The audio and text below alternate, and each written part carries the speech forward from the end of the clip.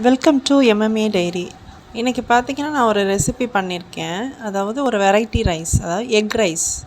இது எப்படி செய்கிறதுன்னு பார்க்கலாம் வாங்க. இதுக்கு தேவையான பொருட்கள் வெங்காயம், தக்காளி, காஞ்ச மிளகாய், கருவேப்பிலை, ஒரு 3 எக்கு எடுத்துக்குங்க. எக் எடுத்துகிட்டு இப்போ கடாயை வந்து ஸ்டவ்வில் வச்சுட்டு அது காஞ்சோடனே கொஞ்சமாக ஆயில் போட்டுக்குங்க. ஆயில் தேவையான அளவு ஆயில் போட்டுக்குங்க. இப்போ நான் எப்படி பண்ணுறேன்னா ஒரு 3 பேர் சாப்பிட்ற அளவுக்கு அந்த அளவுக்கு நான் இப்போ பண்ணுறேன். ஆயில் காய்ஞ்சதுக்கப்புறம் கடுகு கொஞ்சமாக சோம்பு போட்டுட்டு அது கொஞ்சம் பிடிச்சதுக்கப்புறம் வெங்காயம் போட்டுருங்க. வெங்காயம் போட்டுட்டு அதை நல்லா வதக்கிங்க. வெங்காயம் பார்த்திங்கன்னா உங்களுக்கு இப்போ 3 பேர் அப்படிங்கும்போது நான் ஒரு 3 வெங்காயம் மீடியம் சைஸில் ஒரு 3 வெங்காயம் போட்டிருக்கேன். அதே மாதிரி காஞ்ச மிளகாய் பார்த்திங்கன்னா ஒரு 3 மிளகாய் எடுத்து கிள்ளி போட்டிருக்கேன். இதை வந்து நல்லா ப்ரௌனிஷாக வர அளவுக்கு வதக்கிக்கணும். இது மெயின் வந்து இது என்னென்னா நார்மலாக மீடியமாக வதக்காமல் நல்லா ஓரளவுக்கு கோல்டன் ப்ரௌனில் வதக்கினா தான் அந்த ரைஸ் வந்து நல்லாயிருக்கும், அந்த டேஸ்ட்டு கொடுக்கும். ஸோ இதுக்கப்புறம் தக்காளி போட்டுட்டு அதையும் நல்லாவே வதக்கிக்குங்க. ஒரு வதக்கிற டைம் மட்டும் கொஞ்சம் எடுத்துக்கங்க. ஒரு 5 மினிட்ஸ் நல்லா வதக்கிற டைம் மட்டும் நல்லா எடுத்துக்கிட்டிங்கன்னா உங்களுக்கு வந்து அந்த ஸ்மெல்லே அரோமா வந்து நல்லாயிருக்கும் எக் ரைஸில். இப்போது 3 எக்கு எடுத்துட்டேன் இல்லையா, அதை போட்டுட்டு அதையும் நல்லாவே வந்து ஸ்க்ரம்பிள் பண்ணிக்கோங்க.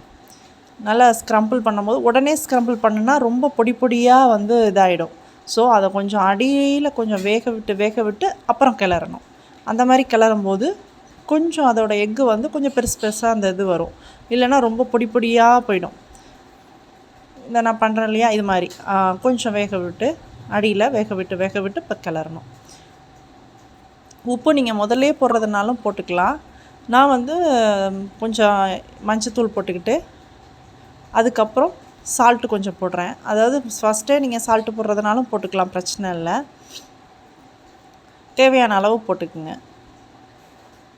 சால்ட் போட்டுட்டு அதுக்கப்புறம் நீங்கள் இன்னும் கொஞ்சம் நேரம் அதாவது அந்த எண்ணெய் வந்து பிரிஞ்சு வெளியில் வரணும் அந்தளவுக்கு. நான் சாதம் எடுத்து தட்டில் கொஞ்சம் ஆற வச்சுருக்கேன். ஏன்னா சூடோடு பண்ணினா கொஞ்சம் குழைய வாய்ப்பு உண்டுங்கிறதுனால ஆற வச்சு அதுக்கப்புறம் நான் மிக்ஸ் பண்ணியிருக்கேன். நல்லா ஓவரால் அந்த ஒயிட் கலர் வந்து ஃபுல்லாகவே வந்து மிக்ஸ் ஆகிற அளவுக்கு நல்லா கிளறி விடுங்க.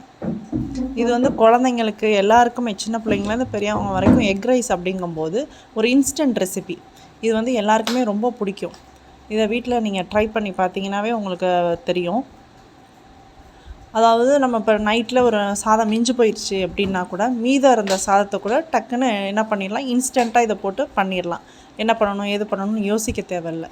பண்ணிவிட்டு இதுக்கு நீங்கள் வந்து சைடிஷ்ஷாக நீங்கள் ஒரு அப்பளமோ ஊறுகாவோ ஏதோ ஒன்று சிம்பிளாக வச்சு அன்றைக்கி லஞ்சாக இருந்தாலும் சரி, நைட்டு டின்னராக இருந்தாலும் ஒரு ஈஸியான ரெசிபி இது. நீங்களும் வீட்டில் ட்ரை பண்ணி பாருங்கள். சேனலை சப்ஸ்கிரைப் பண்ணாதவங்க சப்ஸ்கிரைப் பண்ணுங்கள். பக்கத்தில் இருக்க நோட்டிஃபிகேஷன் பெல்லை கிளிக் பண்ணிங்கன்னா நான் போடுற வீடியோஸ் உங்களுக்கு வந்து இமிடியேட்டாக வந்துடும். ஓகே, பாய், தேங்க்யூ.